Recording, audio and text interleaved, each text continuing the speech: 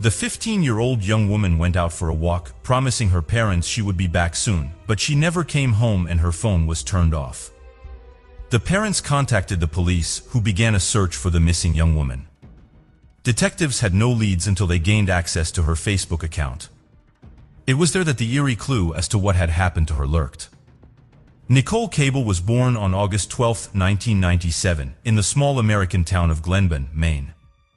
Her parents divorced when she was young, and the young woman was left to live with her mother, stepfather, and 3 younger sisters.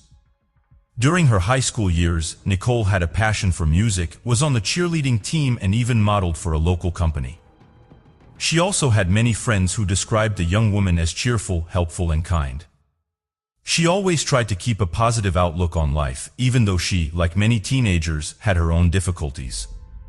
In the spring of 2013, when the young woman was 15 years old, she was looking forward to the approaching school vacations and her birthday. Only a few months separated her from getting the driver's license she had dreamed of for so long. Nicole lived in a tiny town where there was practically nothing but a few apartment buildings. Were larger communities where almost all of her friends lived, and there were many more distractions. Even her school was a 20-minute drive from home, and she had to wait for the bus every morning. On Sunday evening, May 12th, Nicole told her parents that she was going to meet a friend and would be back soon. She left the house at about 9 p.m. and headed along the main road, but she never returned home. Concerned parents tried to call her, but her phone was turned off and she hadn't logged on to social media. When they contacted her friends, they learned that none of them had seen Nicole that night. After waiting until morning, her mother decided to go to the police. She had hoped to the last that Nicole had simply stayed the night at her friend's house, even though that raised serious questions. First of all, the young woman had never left home all night without her parents' permission. She would certainly have contacted her mother and told her where she was. The police immediately began a search. At first stages, they refused to stick to any one version. Investigators admitted that the young woman could have left home of her own free will, but they also did not rule out a criminal element. The first day of searching brought no results. Police interviewed friends and relatives of the young woman and began searching for her in the Glenburn area. To report their daughter missing and urge the public to help find her. That same day, her friends printed and posted hundreds of flyers both inside and outside Glenburn. Police asked for volunteers to stay away from the area to avoid having service dogs pick up her trail. On the second day, the police held a press conference where Nicole's mother made an appeal. With tears in her eyes, she asked her daughter to return home if she ran away of her own free will. The mother also spoke out about a possible kidnapping and urged those responsible to let Nicole go if someone was holding her. The head of the local police added that the search operation would be expanded. The FBI and state police became involved, bringing the total number of officers involved to 45. The public soon learned one disturbing fact. Nicole's mother revealed that her daughter had been texting with a certain guy on Facebook for weeks. Police accessed Nicole's account and discovered that this young man was Brian Butterfield. Moreover, based on the correspondence on the day of her disappearance, the young woman had arranged to meet him at the edge of the street where her house was located. At first, the police declined to comment on the situation, but new details soon emerged. It turned out that Brian had gone to the same school as Nicole and knew her personally. The guy claimed he had only spoken to the young woman a few times in his life and had never corresponded with her on Facebook. Against this backdrop, another oddity was noticed. There were 2 Brian Butterfield Facebook accounts. Only one of them was deleted the night Nicole disappeared. Brian himself stated that he only had one account and had nothing to do with the second account. Furthermore, he was aware of the existence of this fake page, and had even complained to the police a few weeks before Nicole disappeared. It all looked really strange, and the police were in no hurry to accuse the young man of any crime. Instead, they continued to search the area around Glenburn, hoping to find some evidence. At the same time, the computer department was taking a detailed look at this suspicious Facebook account. On Friday, May 17th, the sheriff turned to the public for information. Police were looking for a black Ford Ranger pickup truck and asked for any information about the vehicle. They clarified that the driver's involvement in the young woman's disappearance has not been determined and it is too early to draw any conclusions. The sheriff also announced a 24-hour hotline for any tips on the case. They had to allocate a separate number as the number of calls had crossed several hundred. They were enlisting volunteers to search the area. They set up assembly points and put people into groups. The volunteers were to look for anything that might be relevant. And this time, the search area was greatly expanded. It extended to the two nearest towns, Bangor and Old Town. More than 500 people responded to the police call. The crowd included about 400 local residents and about 100 professional volunteers from the various counties. Were off-road vehicle and horse-drawn search parties. Given the sheer scale of the operation and the rough terrain, the authorities tried to use every resource possible. They even used aerial photography in the hope that the footage might reveal something of value to the investigation. The day after the search, exactly 1 week after Nicole's disappearance, the police issued a disappointing statement. The young woman's body was found near Old Town, not far from Road 43. They were in no hurry to release any details, specifying only that the body was covered with branches and was discovered by a service dog. Soon it was announced that the police had a homicide case, and the next day, May 20th, they reported the arrest of a suspect. It turned out to be a 20-year-old local man named Kyle Doobie. No details were known at the time, and the public was kept in the dark for some time. The next day he was formally charged with premeditated murder. At the same time, it turned out that at the time of his arrest, he was already in prison. The guy had been sentenced to 90 days in jail for eluding police and a motorcycle accident last year. Kyle began serving a sentence 3 days before Nicole's body was discovered, but had been on the outside until then. According to the young woman's friends, she had known Kyle for several months. The day before she disappeared, she complained to several friends that Kyle had tried to kiss her, and Nicole had to give him a serious fight to get him to stop. Nevertheless, the police so far had kept the evidence against the man a secret. It was known that he lived with his parents and a 4-year-old daughter, over whom he had custody. Kyle was also dating an 18-year-old young woman named Sarah and worked for a local disability care company. His attorney asked for a closed-door preliminary hearing, and the judge granted the request. Consequently, the public and the media had no access to information about the case, and the judge's decision was criticized.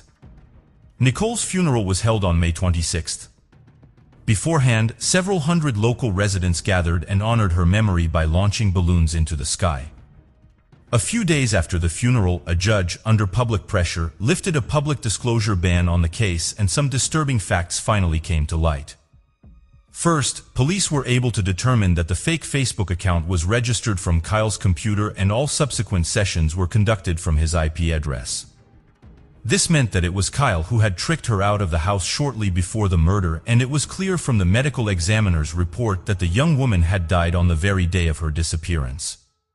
Second, the police had several important witnesses at once, Kyle's own brother and his girlfriend. According to Sarah, whom the suspect was dating, Kyle confessed to her about the murder a few days after it happened. This happened immediately after Sarah was called in for questioning. There it became clear to her that the suspect was not the suspect. That the police had suspicions about Kyle, but there was no evidence. He was also questioned but stated that he was at work the day the young woman disappeared. Kyle told his brother that he lured Nicole to the outskirts of town using a fake Facebook account. The guy planned to make it look like Brian Butterfield had kidnapped her and was holding her in a remote location. Next, Kyle planned to find her and set her free, which he thought would make the young woman fall in love with her savior. It all sounds strange to say the least, but there is more to come. Remember only that this is the perpetrator's own version, told to his brother.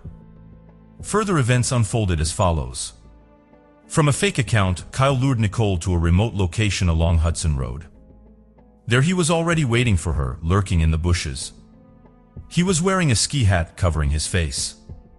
When Nicole arrived at the appointed spot, he pounced on her, wrapped tape around her head, and loaded her into his father's pickup truck, a black Ford Ranger.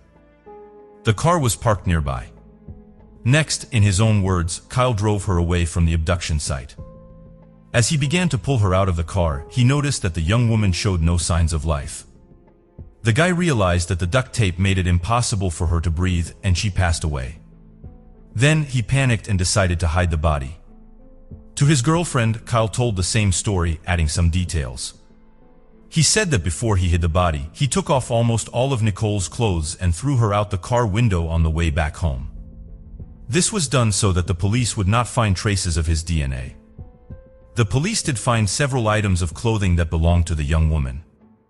They were in virtually the same place where Kyle had attacked Nicole. The key point here was that Kyle told his girlfriend almost exactly where he had hidden the body. It was because Sarah went to the police telling the whole story that they were able to locate Nicole's body.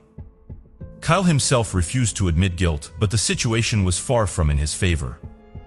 When the police uncovered all the details of the medical examination, more serious evidence emerged against the suspect. Under Nicole's fingernails, blood was found that matched Kyle's DNA sample exactly. When the boy was questioned a few days after the murder, there were deep scratches on his face. He himself attributed it to an injury he sustained at work. Also, the cause of the young woman's death was strangulation, as evidenced by the injuries to the neck. And this went against Kyle's versions of what he told his brother and the young woman. If he had taped the victim's mouth and nose, there would have been no such injuries. His lawyer requested a psychological evaluation, which caused the trial to slow down. But a few months after his arrest, something interesting happened. Kyle was charged with theft after a stolen gun was found in his home. The guy had been arrested multiple times before for robbery. But each time he got away with a fine. An examination showed Kyle to be completely sane, and a trial was set for February 2015. While awaiting trial, the defendant was in jail. Before the trial began, Kyle's attorney filed a motion to exclude certain witness statements from the case file. One of them was the correctional officer where Kyle arrived to serve a sentence for eluding police and a motorcycle accident. According to the officer, the guy was acting very nervous and even crying. When asked why he was so nervous, Kyle said something like, "It's not about the time limit, it's about what else I've done." The trial began on February 22, 2015. Kyle's lawyer stated that his client was innocent of murder and that the investigation was completely biased. According to the defense, he was at home at the time of the murder and Nicole was attacked by someone else. Kyle's girlfriend, Sarah, was named as a possible suspect. She allegedly hated Nicole because of her association with her boyfriend. The lawyer claimed that she had access to Kyle's computer, from which she could create a fake account to frame her boyfriend after the murder. This theory had no corroboration and went against the actual evidence. Kyle logged into the fake account not only from his computer, but also from his phone. What's more, he logged in through one app, changing his personal account to a fake one. Because of this, it was clearly visible when he logged out to one account and immediately logged into another. Also, there was no physical evidence against Sarah, unlike Kyle. His DNA was found not only under the victim's fingernails, but also on her clothes, which the killer threw away on his way home. The next witness was the real Brian because Brian had previously dated his girlfriend. In his opinion, this is what led Kyle to create a fake account with his name so that he could frame the young man if anything happened. The prosecution also provided screenshots of correspondence showing that Kyle was not only communicating with Nicole, but also with other underage young women. The next witness was a colleague of Kyle's who worked with him at a disability care company. The defendant's lawyer insisted that the scratches on Kyle's face appeared while he was working, but the witness denied this. According to his story, on May 11th and 12th, he and Kyle were at the home of a woman suffering from mental illness. At one time, she became aggressive and attacked Kyle, leaving several scratches on his face near his eye. Kyle went to the hospital for help, only to notice the next day, May 13th, a coworker noticed new scars on his face. This happened right after Nicole disappeared. Another coworker said that the day Nicole disappeared, Kyle left work at about 9 p.m. and did not return until 6 a.m., even though he was supposed to be on duty all night. At the same time, he asked that he not tell anyone about his absence.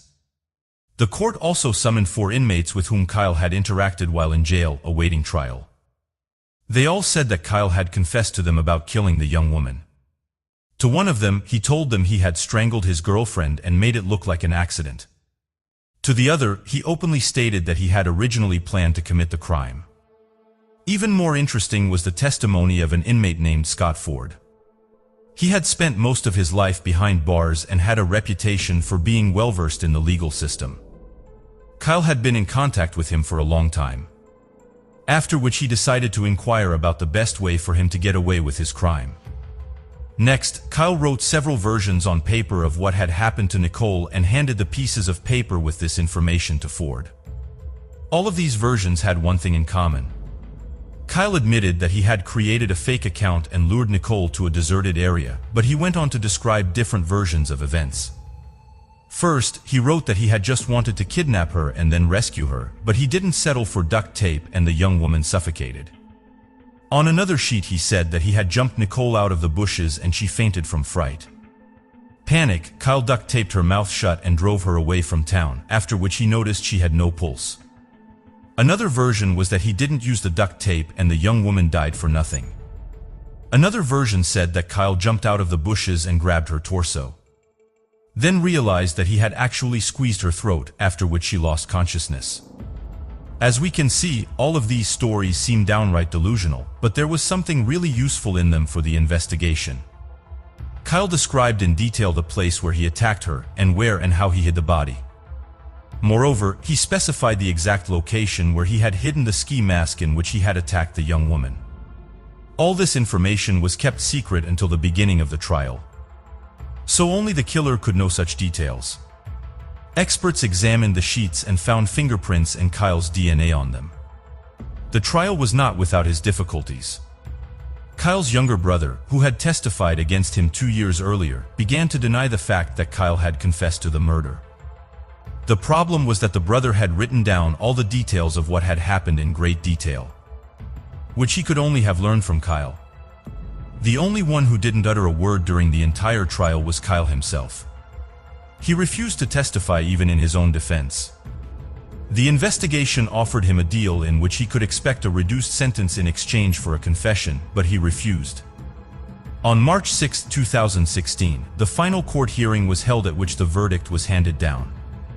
Kyle was found guilty of the premeditated murder of Nicole. His relatives and attorney tried to get a lenient sentence, citing his age and having a young daughter, but the court refused to make concessions. Kyle received 60 years for murder and another 30 for kidnapping. In closing arguments, the judge noted that the evidence against Kyle was overwhelming and his guilt in the case was clear. Instead of showing remorse and confessing, he made up various versions of what happened and tried his best to avoid prison. For this reason, the court refused to commute his sentence. Moreover, the judge was inclined to believe that Kyle had originally planned to kill Nicole, a plan he had been working on for weeks.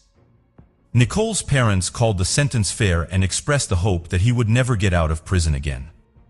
They also gave numerous interviews and appeared on various television shows talking about the dangers of social media, using their daughter's murder as an example. In their opinion, the tragedy could have been avoided if the perpetrator had not had the opportunity to impersonate another person online.